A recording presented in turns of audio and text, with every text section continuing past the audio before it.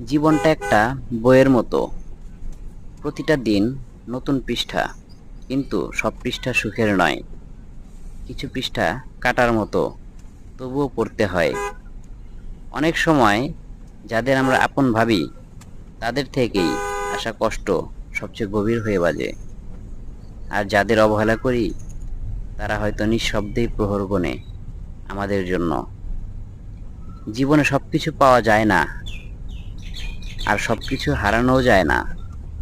কিছু সম্পর্ক সময় শেখায়, আর কিছু মানুষ দূরে গিয়ে কাছে আসে।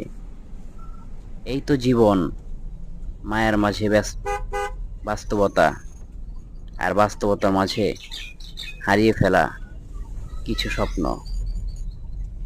আসলে জীবনটাই ছন্নহীন।